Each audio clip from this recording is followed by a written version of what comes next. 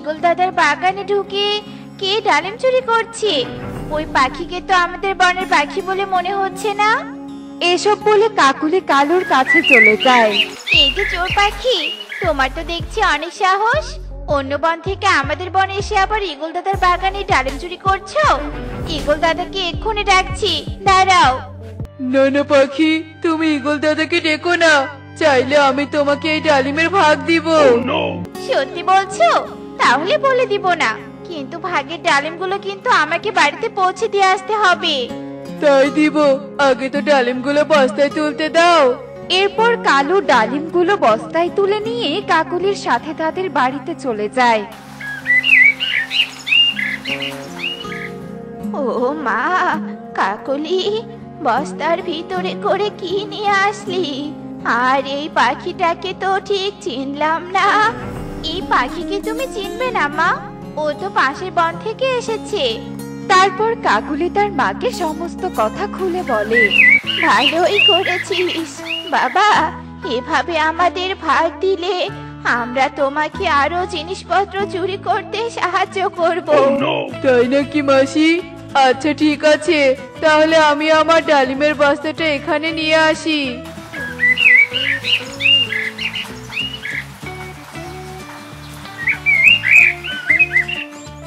এখন বলো তোমরা, কোন বাড়িতে গেলে বেশি টাকা পয়সা চুরি করা যাবে, তাহলে রাতে চুরি করতে যাব। এখন তোমাকে বাড়ি দেখাতে গেলে বনের পাখিরা তোমাকেই সন্দেহ করবে। তাই বলি তুমি রাতেই আমাদের বাড়িতে এসো, আর আমরা তোমাকে ধনী পাখির বাড়িতে নিয়ে যাব। আচ্ছা ঠিক আছে, তাই আসবো। আমি তাহলে এখন বনে চলে যাই। পাখিটা অনেক চালাক, আমরা ওকে ধনী পাখির বাড়ি দেখিয়ে দেই, আর ও রাতে এসে টাকা পয়সা চুরি করে নিয়ে যাক। হ্যাঁ মা, তুমি ওকে আসতে বলে ভালোই করেছো। এখন থেকে আমাদের বসে থেকে টাকা আসবে, কোনো কাজ করতেই হবে না। এসব বলে কাকুলি ও কামিনী রাত হওয়ার অপেক্ষা করতে থাকে। আর এভাবেই সারা দিন কেটে রাত নেমে আসে। আর রাত হতেই কালু কাকুলিদের বাড়িতে চলে আসে। কাকুলি, কাকুলি, আমি এসে গেছি, দরজাটা খোলো। এসেছো বাবা? মা কাকুলি, কালুকে নিয়ে পেঁচার বাড়িতে যা। শুনেছি পেঁচা নাকি জমি বিক্রি করেছে, তার আলমারিতে সব টাকা রাখা আছে। বাবা কালু, টাকাগুলো চুরি করে নিয়ে আমাদের বাড়িতে এসো, এখানে বসে ধীরে ধীরে ভাগ করা যাবে। আচ্ছা ঠিক আছে মাসিমা, চলো কাকুলি, এবার যাওয়া যাক। এরপর কালু কাকুলি রাতের অন্ধকারে পেঁচার বাড়িতে চলে যায়। আর কালু চুপি চুপি তার ঘরে ঢুকে আলমারি থেকে টাকা নিয়ে সেখান থেকে চলে আসে।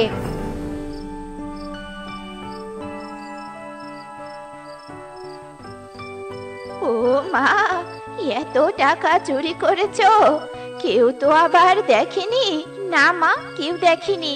কালু, এবার টাকাগুলো সমান ভাগে ভাগ করো।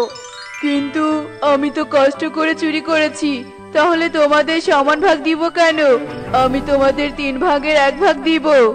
আমরা যদি তোমাকে বাড়িটা না দেখিয়ে দিতাম, তাহলে কি তুমি চুরি করতে পারতে? এখন আমাদের যদি সমান ভাগ না দাও, তাহলে পেঁচাকে ডেকে নিয়ে এসে তোমাকে ধরিয়ে দিব। এখন টাকা নে, কিন্তু সুযোগ পেলে মজা দেখাবো। না না মাসিমা, এ কাজ করবেন না, আমি এক্ষুনি সব টাকা সমান ভাগে ভাগ করছি। এরপর কালু টাকাগুলো সমান ভাগে ভাগ করে নিয়ে তার বনে ফিরে যায়।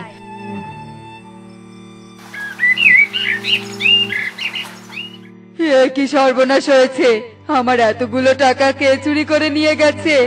এখন আমি আমার হোটেলের জিনিসপত্র কি করে কিনবো? আমার যে ব্যবসাটাই শেষ হয়ে যাবে। এসব বলে পেঁচা জোরে জোরে কাঁদতে থাকে। আর তখনই সেই পথ দিয়ে টুনি উড়ে যেতেই পেঁচার কান্নার আওয়াজ শুনতে পায়। এ কি, পেঁচা দাদার আবার কি হলো? বাড়িতে এভাবে কাঁদছে কেন? পেঁচা দাদা, কি হয়েছে তোমার? এভাবে চিৎকার করে কাঁদছো কেন? আর বলিস না টুনি, আমার যে সর্বনাশ হয়ে গেছে। আলমারিতে 1,00,000 টাকা ব্যবসার কাজের জন্য রেখেছিলাম, কিন্তু রাতে কোন চোর এসেছে সব টাকাগুলো চুরি করে নিয়ে গেছে। আহারে, শুনে খুব খারাপ লাগছে। দাদা, কেঁদো না। সৃষ্টিকর্তা সহায় থাকলে ঠিক একদিন অনেক টাকা ইনকাম করতে পারবে। এখন শান্ত হয়ে থাকো, আর আমি যদি কোনো চোরকে ধরতে পারি তাহলে অবশ্যই তোমার কাছে নিয়ে আসবো।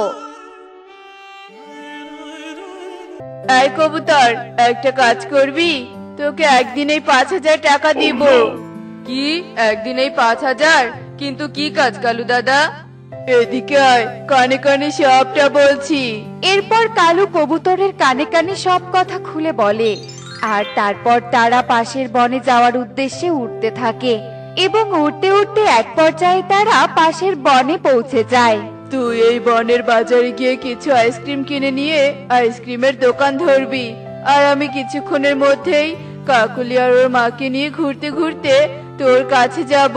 আর শোন, অবশ্যই কিন্তু বীজগুলো দিয়ে দিবি।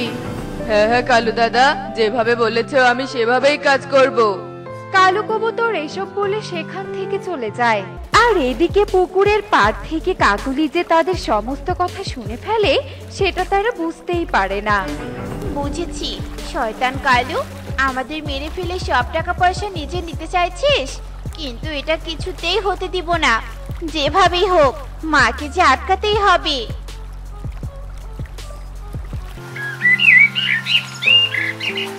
ওই তো কাকুলি এসে গেছে। মা কাকুলি, কালু তো আমাদের ঘুরতে নিয়ে যেতে চাইছে, তুই তাড়াতাড়ি তৈরি হয়ে নে। কিন্তু মা, আমার শরীরটা যে খুব খারাপ লাগছে, আমি ঘুরতে যাব না মা। তাহলে আমিও যাব না বাবা, আর যদি কখনো ঘুরতে যাই তাহলে অবশ্যই তোমাকে ডাকবো। আচ্ছা ঠিক আছে মাসি। মা, তুমি যে ঘুরতে যেতে চাইছো, জানো এই শয়তান কালু কেন ঘুরতে নিয়ে যেতে চাইছে?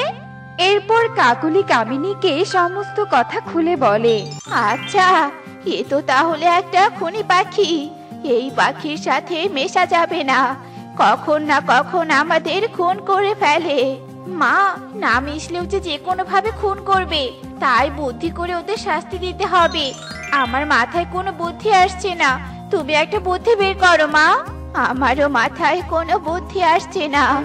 আমাদের বনের টুনি তো খুব বুদ্ধিমতী, তুই বরং সব বলে টুনির কাছ থেকে একটা বুদ্ধি নিয়ে আয়। হ্যাঁ মা, তুমি একদম ঠিক কথা বলেছো।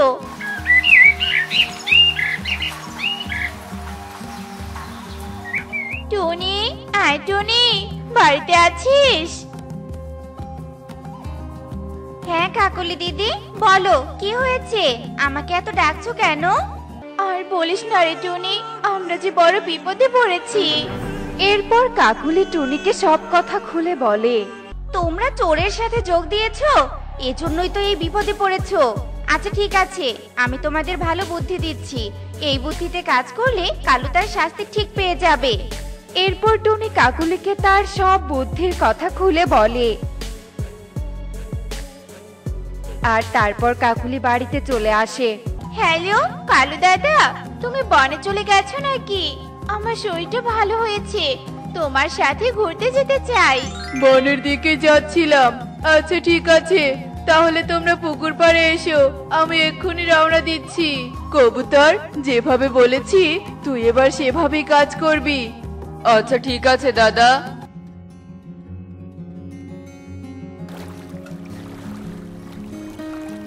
তোমরা চলে এসেছো, খুব গরম লাগছে, তাই সবাই আইসক্রিম খেয়ে তারপর ঘুরতে যাব।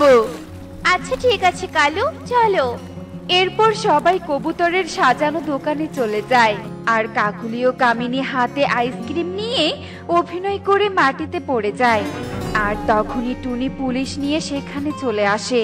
স্যার, এই পাখিদের কাছে 50,000 টাকা আছে বলে এরা দুজন আইসক্রিমে বিষ মিশিয়ে দিয়েছে, কারণ আইসক্রিম খেয়ে এরা মারা গেলে টাকাগুলো চুরি করতে পারবে।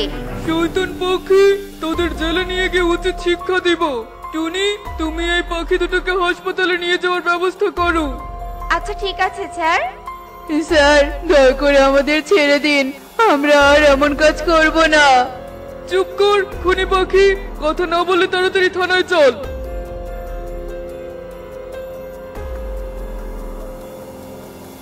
মা টুনি, তোকে অনেক ধন্যবাদ।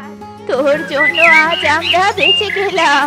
এবার ভালো করে বুঝে নাও, চুরি করলে তার সাথে কখনোই ভালো হয় না, তাই সব সময় সৎ পথে চলার চেষ্টা করবে। এখন চলো, কালুদের বনে গিয়ে কালুর বাড়ি খুঁজে বের করে বাকি 50,000 টাকা নিয়ে আসবো, আর পেঁচা দাদাকে সব টাকা ফিরিয়ে দিব। হ্যাঁ টুনি, তাই চল। এরপর সবাই মিলে পাশের বনের উদ্দেশ্যে রওনা দিয়ে দেয়। এভাবে না খেয়ে পথ চলা যায় নাকি? কিন্তু এখন তো আমি একটা গাভী, এই অপরিচিত গাভীকে বিনা শর্তে কে খাওয়াবে? আরে ওই তো, ওখানে আমার মতো একটা গাভী। যাই, আমি বরং ওর সাথে গিয়ে খাবার খাই। হায় হায় রে, আমার ধবলির সব খাবার চেয়ে ওই বজ্জাত গাভীটা খেয়ে ফেলছে। আয় গাভী আয়, চলে যা, চলে যা বলছি, তোর মালিকের বাড়িতে চলে যা। তুমি যাই বলো না কেন বুড়িমা, আমার পেট না ভরা পর্যন্ত আমি কোথাও যাব না। এই কথা বলে সে অপরিচিত গাভীটা ঘাস খেতেই থাকে। অন্যদিকে মিনু বৃদ্ধা তা দেখে অনেক রেগে যায়, আর রেগে গিয়ে গাভীকে তাড়ানোর জন্য একটা লাঠি নিয়ে আসে। আর লাঠি আনতে দেখে সে অপরিচিত গাভী অনেক ভয় পেয়ে যায়। ওরে বাবা রে, এই বুড়িমাটা দেখছি এবার লাঠি নিয়ে আসছে। না না, অনেক খাবার খেয়েছি, এখন এই লাঠির মার খেয়ে পেট ভরাতে পারবো না। এই কথা বলে সেই গাভীটা সেখান থেকে চলে যায়। আর কিছু দূর যাওয়ার পর সে অনেক ক্লান্ত হয়ে যায়, আর একটা গাছের ছায়ার নিচে গিয়ে বিশ্রাম করতে থাকে। আর এভাবে দেখতে দেখতে রাত হয়ে যায়।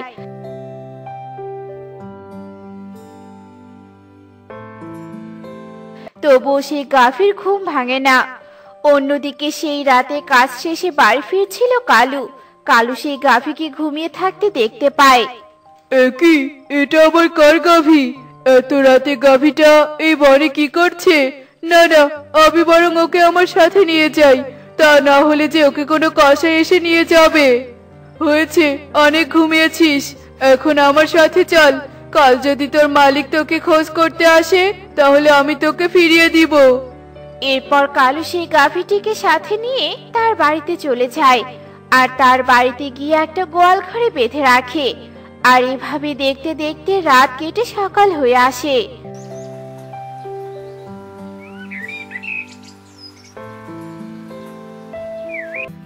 আরে, এ আমি কি দেখছি? এই গাভীটা আবার কোথা থেকে এলো? আর এটা তো একটু দুধ দেয়া গাভী। কার গাভী সেটা না হয় পরে ভাবা যাবে, আগে এর থেকে এক বালতি দুধ নিয়ে নেই। এই কথা বলে কাকুলি একটা বালতি নিয়ে আসে, আর যেই না দুধ দহন করে বালতিতে রাখে, সাথে সাথে বালতিটা একটা সোনার বালতি হয়ে যায়। তা দেখে তো কাকুলি অনেক খুশি হয়ে যায়, আর খুশিতে চিৎকার করতে থাকে। কালু, আয় কালু, কোথায় গেলে? তাড়াতাড়ি এদিকে এসো কালু।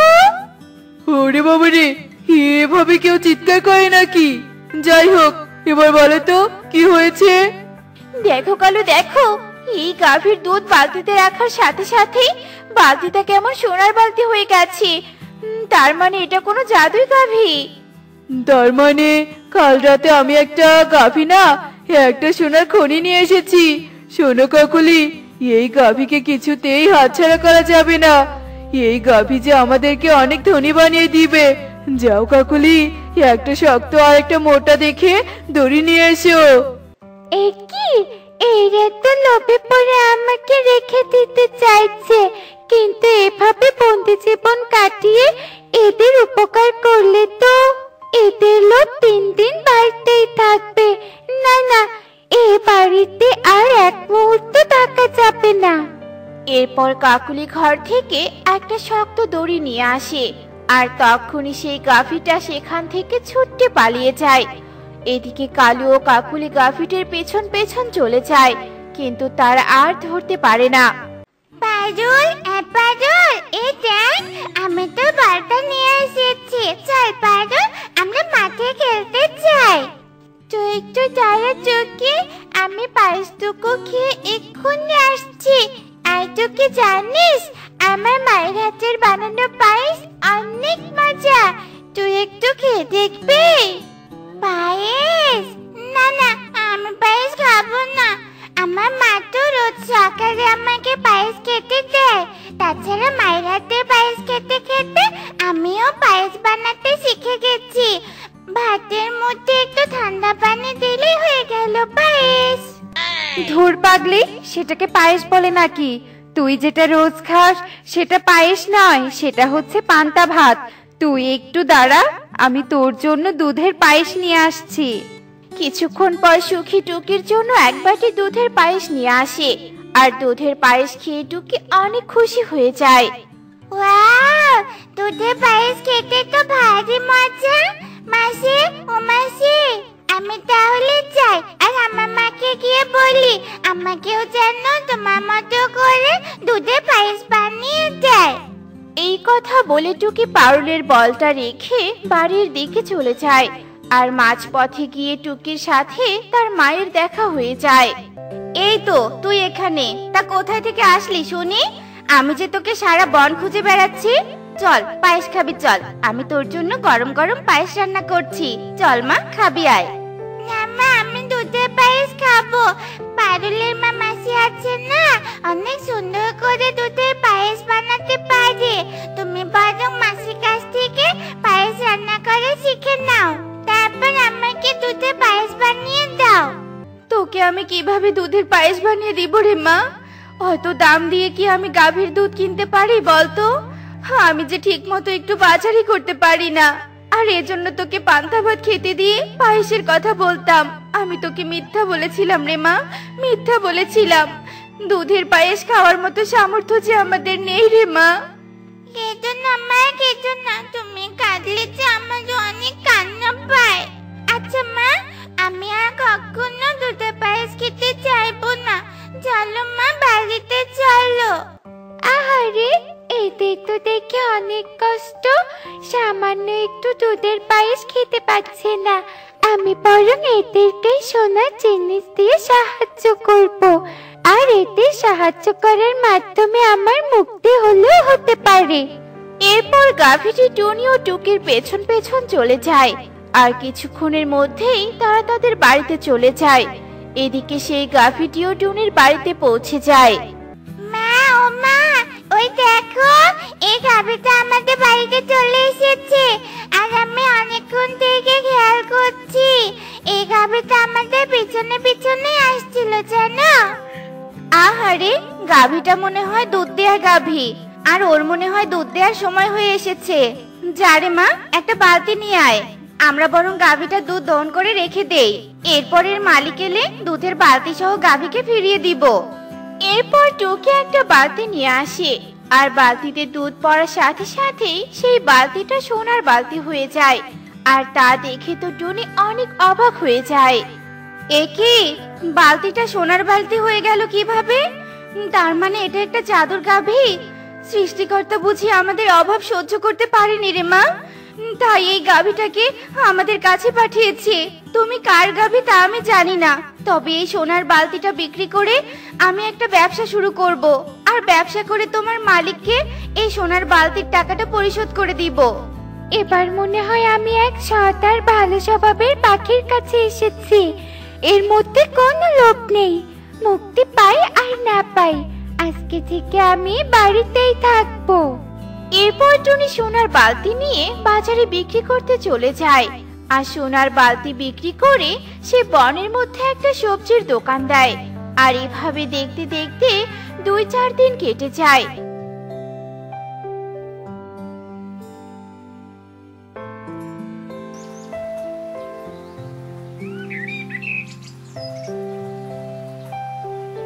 কিন্তু সেই গাভীর খোঁজ কেউ করতে আসে না। মারে, এই গাভীর জন্য আজ আমরা সুখের দিন দেখছি, কিন্তু আজ পর্যন্ত এর মালিকের কোনো খোঁজ পেলাম না। তাই আমি আজকে এই সোনার বালতিটা বিক্রি করে বনের সব গরিব পাখিদের দান করব। কেননা সৃষ্টিকর্তা কিছু দান করলে সেটা সবাই মিলে ভাগাভাগি করে নিতে হয়।